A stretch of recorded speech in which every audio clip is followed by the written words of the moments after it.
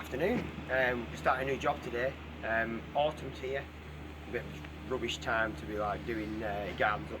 But it'll be this, we're ready for spring. Somewhere to sit out, somewhere to nice, sit and relax, chill out, glass of wine, read the Daily Mail. No, I don't read Daily Mail. So what we're going to do is asked off the owner of this property. It's been empty for quite some time. The vegetation has grown up. It's taken over the garden. We're going to claim it all back. So, come have a look. What can we possibly do with something like this? Well, unfortunately, this is a beautiful magnolia tree. The client's in her mid to late 30s, and when she was a child, this was like, it's always been here. So unfortunately, it was vandalised and someone's cut the poor tree down. A beautiful magnolia tree, beautiful flowers in springtime. What a shame. It'd be nice to have like kept the magnolia as part of the garden. It's like a focal point, but it's not to be. So, but take all this out.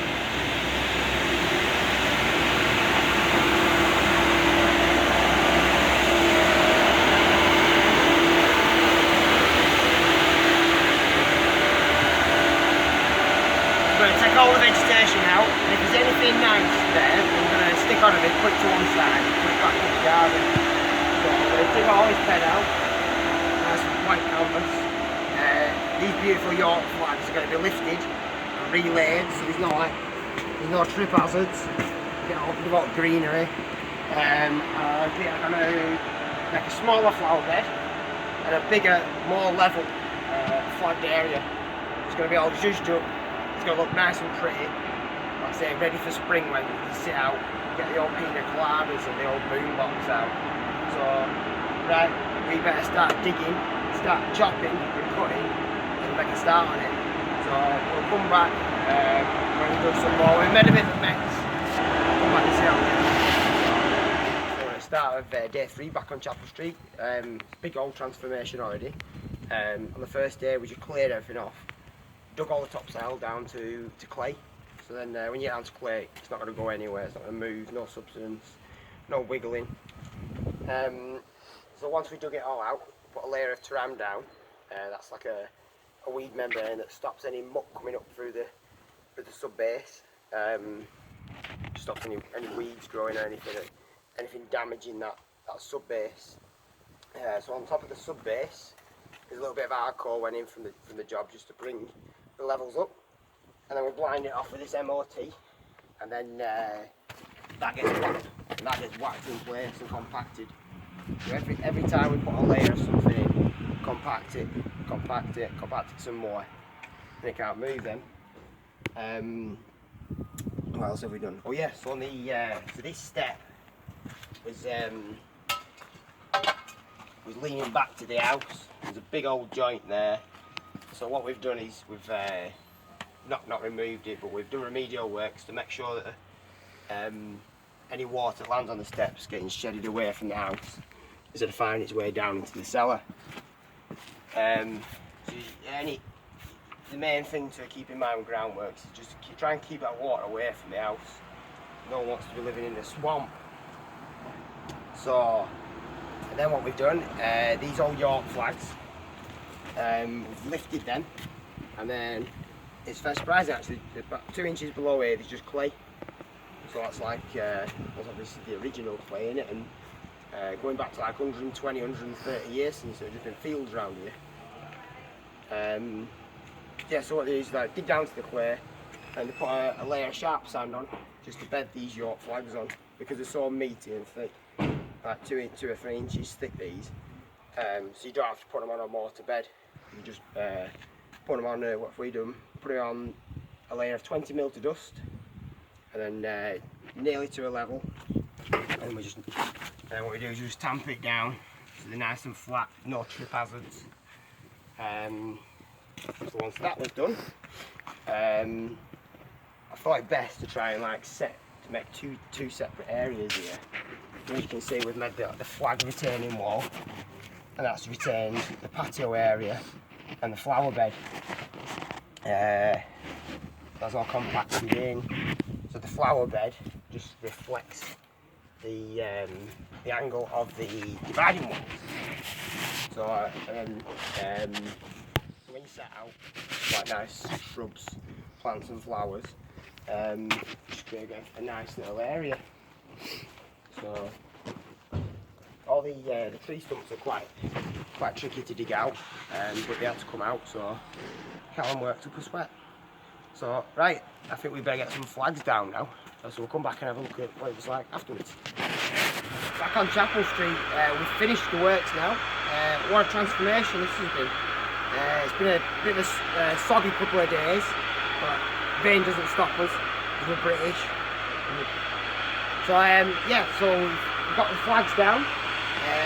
These are called Raj Indian flags. Fairly cheap to put down, a lot cheaper than they look really. So we've got the flags down in courses. You can lay these flags either randomly or in courses like this. Now with the house being made out of punch face stone in courses, I thought it'd be nice to carry that onto the flagging. So of course the flags to match the stonework. Yeah, so the flags are down. There's a very slight fall this way and a very slight fall away from the house.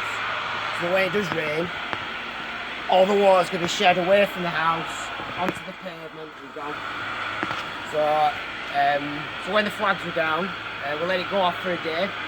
Then we come back, we'll point it up using a jointed resin compound. Now these are, I'd say these are far more beneficial to the project than cement pointing with a trowel. Because it's a resin, there's a certain degree of flex to it, whereas you don't get that with like mortar. So any movement on the mortar will cause cracks to form, and the water gets in, blows the pointing. But with this being a resin compound, it's impervious to water, sheds everything off, and everything moves and flexes. Now then, Fletch, you alright? Alright. So yeah, so we've put the resin compound all the way across the new flagging, and we've painted up the old York stone flags with it as well.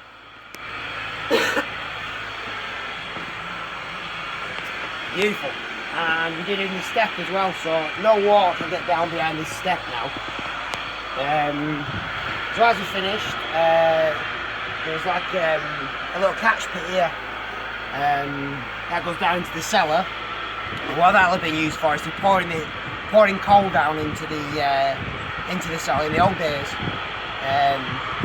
We don't do that anymore, so it's just kind of a wasted space really, but I suppose it does let some light through into the cellar. So this old cast iron grill there, and that was just propped up on a couple of nails really, so if Granny had stood on it, she'd be falling down, you're pulling Granny out, you don't want that. So what we've done is we've fastened some stone sills cut from the flags, fastened them into the brickwork either side, and sat the old grill back on. So when I looked at this, years and years of leaves and litter and bits of shite really, I've had like a thick mud at the bottom of there, which is not what you want because the water can't get away anywhere. So it's just a soggy mess. Leaked through into the cellar, made an awful mess, made a drama. So what we did, we dug it all out, right down to clay. So with that we removed probably about, I don't know, 6 inches of old bits of rotted shite, and then I filled it with like clean decorative stone. So that acts as a soak away now. So any water that gets in there finds its way quietly away from the property, no problems. So what do we do? Oh yeah, so when we cleared the area, there's like a lot of vegetation here, so we just tried saving whatever we could. And there was 3 roses there. Now the client's mother was called Rose, so I thought, well, they've got to go back in. So we found a nice little spot for them here. But where they were originally, they were overcrowded with stuff, so they couldn't thrive. So next year I'm expecting loads of new growth on these roses. Get some lovely flowers off them. So So yeah, and then we're left with a big bare space. So what can we do for that? So because it's a rental property, we don't want to be putting too much investment into planting and a garden. It takes a lot of upkeep. So what we've done is we've bought like a load of bulbs, planted the area up with bulbs. We've got some tulips, some daffodils, some crocus. So at the start of the year we should get some like greenery and some vegetation, some lovely colour. We've got a nice perennial as well. So this year that'll, even though we just planted it, it'll die back. And then in springtime we'll put a lot more growth on them. So this time next year should be some nice colour here. So the fence was a bit dilapidated, looked a bit like sorry for itself. So I thought, well, we can't like redo the landscape and then leave a tatty old fence. So we're just giving it a quick once over with some wood preservative, get a few more years out of it. So yeah, so I'd say over 4 days, that's not a bad transformation. That I'm really happy with the progress. The client's over the moon with it. So get someone in now to rent the property off them, and they can use this space, an extra room on the house. And who doesn't want an extra room on the house? So right, we better get on to the next job now. So see you later.